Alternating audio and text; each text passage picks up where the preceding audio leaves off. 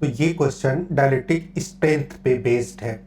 हर material की अपनी एक एबिलिटी होती है आयोनाइज होने की। इसका मतलब कि अगर मान लीजिए कोई एटम है और एटम के अंदर कुछ पॉजिटिव चार्ज है और उसके अराउंड में क्या घूम रहे होंगे, कुछ नेगेटिव चार्ज घूम रहे होंगे। तो मान लीजिए ये नेगेटिव चार्ज है। अब जब भी आप इलेक्ट्रिक फील्ड इस रीजन में क्या करेंगे, आप इम्पोज करेंगे। अगर इलेक्ट्रिक फील्ड इम्पोज करेंगे तो ये इलेक्ट्रिक फील्ड कोशिश करेगी कि ये इलेक्ट्रॉन यहाँ से बाहर आ जाए और एटम आयोनाइज हो जाए।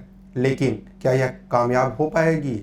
हाँ, एक टाइम आएगा कि इसकी पर्टिकुलर स्ट्रेंथ होगी, मिनिमम स्ट्रेंथ होगी, जब ये कामयाब होगा। मान लीजिए वो कोई वैल्यू ई नॉट है, तो ई नॉट इज द स्ट्रेंथ जो इसको क्या कर सकती है, किक आउट कर सकती है, बाहर ले सकती है। जब इस इलेक्ट्रॉन को बाहर ले लेगा, इसका मतलब ये एटम आयोनाइज हो गया, या मटेरियल जो एटम से मिलकर बना हुआ है वो आयोनाइज हो गया। उस मटेरियल का जो ई नॉट होगा वो डायलेक्ट्रिक स्ट्रेंथ बोला जाएगा।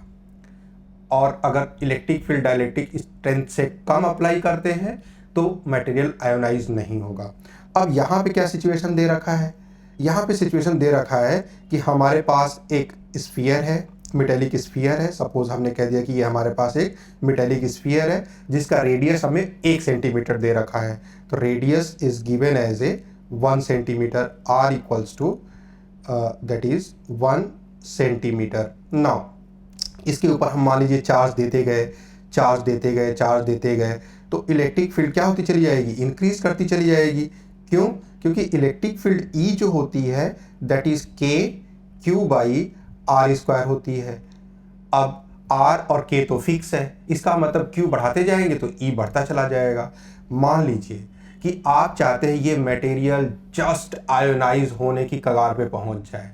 इसका मतलब कि वो मैक्सिमम चार्ज होगा जो स्टैंड करेगा उसके ऊपर से, वो क्यू मैक्स हो गया, जिसके लिए ये डायलेक्ट्रिक स्ट्रेंथ के बराबर ई नॉट, सपोज हमने डायलेक्ट्रिक स्ट्रेंथ मान लिया इस उसके अगल बगल में जितनी भी एयर यहाँ पे है ना, जितनी एयर है वो आयोनाइज ना हो जाए, उसकी डायलेक्ट्रिक स्ट्रेंथ हो गया। तो अगल बगल में जितनी एयर है उनके आयोनाइज होने के लिए आपको ई नॉट इलेक्ट्रिक फील्ड चाहिए। हमने कहा चलिए ठीक है, ये क्यू मैक्स चार्ज हो गया इसके ऊपर अपॉन आर स्क्वायर। तो अगर क्यू मैक्स देखा जाए तो जो क्यू मैक्स हम इस स्फीयर को चार्ज दे सकते हैं ताकि सराउंडिंग की एयर इस मतलब आयोनाइज ना हो, इससे कम चार्ज देंगे ताकि आयोनाइज ना हो। और अगर मेरा पर्पज आयोनाइज करना है तो इससे ज़्यादा चार्ज देंगे, जाहिर सी बात है, तो बाउंड्री में पता चल जाएगी।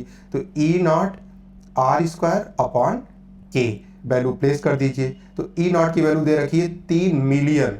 मिलियन का मतलब 3 × 10⁶। आर 1 सेंटीमीटर दिया है, 1 सेंटीमीटर का मतलब 1/100 मीटर, मतलब 10⁻² मीटर। तो 10⁻² का क्या हो गया, स्क्वायर हो गया, अपॉन के की वैल्यू होती है 9 × 10⁹ होती है। अब देखिए कुछ कैलकुलेट कर लीजिए। तो पहले 10 के पावर का हिसाब किताब कर लेते हैं। तो देखिए ये -4 और +6, तो प्लस का 2 बचा, प्लस का 2, और ये क्या हो गया आपका माइनस का 9, तो माइनस का 7 हो गया, 1/3। तो that become 1/3, Q max become 1/3 into 1/3 into 10⁻⁻7 coulomb. ये चार्ज आ गया आपका। अब देखिए ये 1/3 समथिंग 0.33 कुछ करके आएगा, है ना। तो आप अगर इसे माइक्रो कूलम में लिखना चाहते हैं तो 10⁻⁻6 को माइक्रो लिखते हैं, तो 10⁻⁻1, दैट मीन्स 1/30 इंटू 10⁻⁻6 बचेगा, और 10⁻⁻6 को हम म्यूसी मतलब माइक्रो कूलम लिख दे रहे हैं। इसका मतलब इस स्फीयर को अगर 1/30 माइक्रो कूलम मैक्सिमम चार्ज दे सकते हैं ताकि आयोनाइजेशन एयर का ना 1/30 से कम ही रखना पड़ेगा। अब क्वेश्चन में क्या दे रखा है? क्वेश्चन में दे रखा है कि क्या हम इसको 1 कूलम चार्ज दे सकते हैं? नहीं भाई, 1 कूलम तो बहुत बड़ा चार्ज हो गया। ओ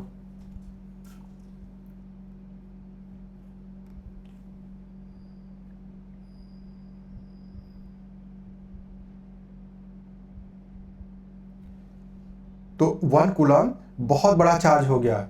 हम तो 1/30 माइक्रो कूलम तक ही दे पा रहे हैं, है ना, इससे ज़्यादा दे ही नहीं पा रहे हैं। इसका मतलब आंसर क्या होगा कि given charge is not possible, so that कि सराउंडिंग की एयर आयोनाइज ना हो। आई होप ये समझ में आया होगा।